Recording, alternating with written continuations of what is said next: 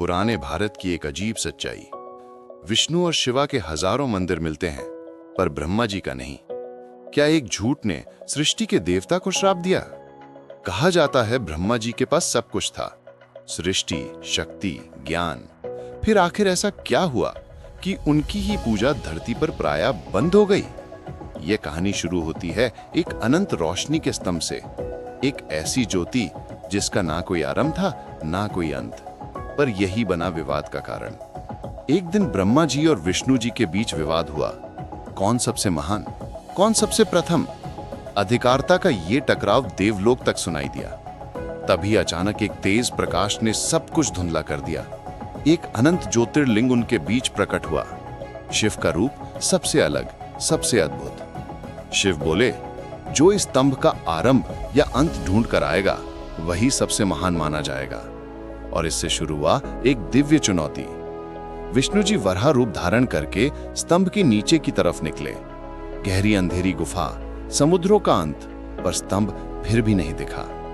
ब्रह्मा जी हंस रूप लेकर ऊपर उड़ते रहे। ऊपर से स्वर्ग, फिर महाआकाश्य, पर स्तंभ वहां भी अनंत ही था। यहीं से शुरू हुआ सच और झूठ का खेल। काफी समय बाद विष्णु जी वापस आए, थके हुए पर ईमानदार। उन्होंने कहा, मैं इस अनंत स्तंभ का अंत नहीं ढूंढ पाया, सच जीत गया। पर ब्रह्मा जी ने झूठ का साथ। केतकी फूल भी ब्रह्मा जी का झूठा गवाह बन गया, पर देवलोक हिला क्योंकि अनंत स्तंभ का सच सबके सामने था। झूठ देवों में पहली बार दिख रहा था। जब ब्रह्मा ने झूठ बोला, प्रलय जैसा सन्नाटा छा गया। देव और ऋषि सब समझ गए कि स्तंभ के ऊपर कोई नहीं पहुंच सकता था। शिवाजी का रूप भयंकर हो गया। उनकी अग्नि जैसी आंखों ने सब कुछ जला देने जैसा तेजस फैला दिया। पूरा त्रिलोक उनकी प्रतिध्वनि से कांप उठा।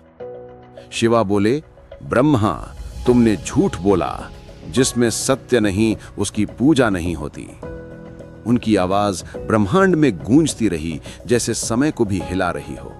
शिवा ने श्राप दिया, धरती पर तुम्हारे मंदिर नहीं बनेंगे। ये वाक्य तीनों लोकों में बिजली की तरह फैल गया। सब समझ गए, सत्य ही परम धर्म है। केतकी फूल पर भी श्राप लगा। अब से ये किसी भी देव पूजा में चढ़ाया नहीं जाएगा। झूठ के साथ दिया गया गवाही कभी पवित्र नहीं होता। स्तंभ की रोशनी धीरे धीरे शांत होने लगी।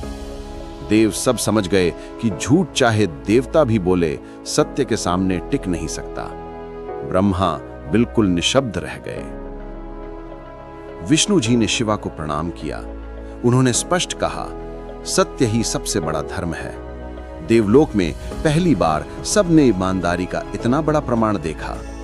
शिवा ने विष्णु को आशीर्वाद दिया, क्योंकि उन्होंने सच को बिना डरे अपनाया। इस पल ने देवलोक में सत्य की मर्यादा को हमेशा के लिए स्थापित कर दिया। और इस तरह ब्रह्मा जी का श्राप इतिहास बन गया। झूठ उनके सिर पर बोझ बनकर रह गया और उनका मंदिर धरती पर विलक्षण रूप से कम बना। देवलोक में देव चुप हो गए। एक देवता का पतन देखना आसान नहीं होता। सब समझ गए, श्राप की वजह झूठ था, सृष्टि का देवता नहीं। ब्रह्मा का मुख लाल नहीं पर उदास था। उनके चार चेहरे एक ही भाव बता रहे थे, पछतावा। पर श्राप को कोई बदल नहीं सकता था। अनंत ज्योतिर्लिंग की रोशनी अब बिल्कुल शांत थी, जैसे सच का प्रकाश झूठ पर जीत गया हो। शिव का तेजस फिर से स्थिर हो गया। विष्णु ने देवलोक में घोषणा की, सत्य से बड़ा कुछ नहीं। उनका वराह रूप से वापस आना और सच बताना देवों के लिए मिसाल बन गया। ऋषियों ने विष्णु को प्रणाम करते हुए कहा, सच बोलना ही देवता की पहचान है। देवलोक में पहली बार सच की विजय का उत्सव सा महसूस हुआ। इसी वक्त शिव की दृष्टि एक बार फिर ब्रह्मा पर जाती की। उनकी आंखों में क्रोध नहीं, पर एक कठोर सत्य की चिंगारी थी। शिव बोले, झूठ तुम्हें देवलोक का अधिकार नहीं देता। उनके शब्दों ने ब्रह्मा के तेजस को एक और चोट दी, जैसे सच का भार उन्हें दबा रहा हो। ब्रह्मा चुप रहे। उनके मन में शांत दर्द था। उन्हें पता था, यह सिर्फ श्राप नहीं, बल्कि उनकी एक गलती का प्रत्यक्ष प्रभाव था। देव सभा विखरने लगी। हर कोई श्वास में सच का वजन महसूस कर रहा था। ब्रह्मा का एक झूठ युगों तक याद रहने वाला था। ब्रह्मा ने एक अंतिम बार शिव और विष्णु की तरफ देखा। उनके चेहरों पर दया थी, पर श्राप अपने अस्तित्व में कभी नहीं बदलता। शिव ने अपने डमरू की ध्वनि से पूरा देवलोक शांत कर दिया।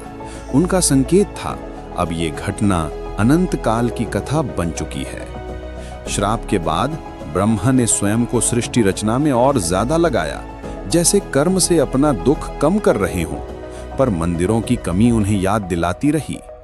धरती पर लोग शिव और विष्णु के मंदिर बनाते रहे। ब्रह्मा का नाम पवित्र था, पर उनका मंदिर बनाना मनासा हो गया। समय के साथ लोग ब्रह्मा की कहानी भूल गए, पर श्राप का प्रभाव धरती पर सदैव दिखता रहा। केतकी फूल भी पूजा से हमेशा के लिए वंचित हो गया। एक छोटा फूल भी झूठ का साबुत बनकर पवित्रता से वंचित रह गया। देवलोक में कथन लिख दिया गया, सच से बड़ा देवता कोई नहीं। ये वाक्य सभी लोगों के लिए एक अमर न्याय का रूप बन गया। अनंत समय बाद भी लोग पूछते रहे, ब्रह्मा का मंदिर क्यों नहीं? पर सच वही था, झूठ देवता को भी न्याय से नहीं बचा सकता। और इस तरह ब्रह्मा का एक झूठ इतिहास बना। सच की शक्ति ने उनका तेजस कम नहीं किया, पर उनकी पूजा धरती पर सीमित करके छोड़ दी। ब्रह्मा जी को तुरंत समझ आ गया कि केतकी फूल झूठ बोलने का बोझ ज्यादा देर नहीं उठा पाएगा। उनके चेहरे पर बेचैनी दिखने लगी। विष्णु जी चुपचाप सब देख रहे थे। उन्हें पता था ब्रह्मा जी की बात झूठ है, पर वो बिना क्रोध के सच का इंतजार कर रहे थे। जब केतकी फूल ने अपनी आवाज में झूठा गवाही दिया, देवलोक का महल कंप उठा। सत्यम का कानून टूटा था और इसका परिणाम निश्चित था। तभी शिव का रूप तेज से भरा दिखाई दिया। उनकी आंखों में क्रोध नहीं, लेकिन एक कठिन सच बताने का धार्मिक संकल्प चमक रहा था। शिव बोले, झूठ का साथ दे। शिव ने ब्रह्मा को श्राप दिया, तेरी पूजा धरती पर नहीं होगी। ये वर ब्रह्मा जी के लिए सबसे कठोर और सबसे भारी प्रायश्चित बन गया। ये श्राप सिर्फ दंड नहीं था, ये एक यादगार था कि सत्य के सामने सबसे बड़ा देवता भी झूठ से हार जाता है। धरती पर केतकी फूल को भी श्राप मिला। उसे शिव पूजा में कभी स्वीकार नहीं किया जाएगा। तभी से केतकी का फूल निषेध हुआ। विष्णु जी ने शिव का धार्मिक फैसला स्वीकार किया। उन्होंने ब्रह्मा को देखा, ज्ञान का देवता, पर झूठ का बोझ लेकर छोटा पड़ता हुआ। ब्रह्मा जी ने स्वयं स्वीकार किया कि झूठ ने उन्हें पतन की ओर ढकेल दिया। उन्होंने अपने अधिकार और मर्यादा को स्वयं मिटाया, पर सृष्टि को उनकी जरूरत थी। इसलिए ब्रह्मा की पूजा तो रुक गई, पर उनकी भूमिका कभी कम नहीं हुई। वो क्रिएटर के रूप में अमृत रहे। वक्त बीतने के बाद धरती पर एक मंदिर बना, पुष्कर का। शिव के श्राप के बाद यही ब्रह्मा जी का इकलौता पवित्र मंदिर माना गया। इस मंदिर पर आज भी सत्य और झूठ की कहानी का प्रभाव दिखता है। यहाँ आने वाले लोग समझते हैं सृष्टि का देवता भी इंसानियत से बड़ा नहीं। पुष्कर की हवा में एक अलग ही शांति। ब्रह्मा जी के चरण कमल पूजे जाते हैं, पर उनके द्वारा रची हुई सृष्टि हर पल उनकी महिमा का सबूत देती है। ये पूजा से भी ऊपर का सत्य है। शिव का श्राप उन्हें रोकता है, पर उनका काम नहीं रुकता। ब्रह्मा के बिना कल्प, युग और सृष्टि का सीधा संतुलन ही टूट जाता। इस कहानी का सबसे गहरा संदेश यह है, अधिकार नहीं, सत्य ही देवत्व का असली मापदंड होता है। झूठ जन्म देता है पतन को। आज भी लोग पूछते हैं, ब्रह्मा जी का मंदिर क्यों नहीं बनता? जवाब सदा एक ही बचा, झूठ का मोल धरती पर बहुत महंगा पड़ता है। इसलिए धरती पर ब्रह्मा जी के मंदिर कम हैं, पर उनकी कहानी हर जगह जिंदा है, हवाओं में, वेदों में और हर नई सृष्टि में। ये कहानी हमें सिखाती है, शक्ति से बड़ा सत्य है और सत्य से बड़ा कुछ नहीं। इसी में ही देवलोक का असली न्याय बसा है। जब ब्रह्मा जी ने सत्य को स्वीकार किया, उनके चरणों से एक कोमल उजाला निकला, जैसे उनकी आत्मा का बोझ हल्का हो गया हो। उनके चारों मुख शांत होने लगे और उनका चेहरा एक नई प्रतिज्ञा बताने लगा। सृष्टि का कर्तव्य हमेशा सत्य पर आधारित होगा।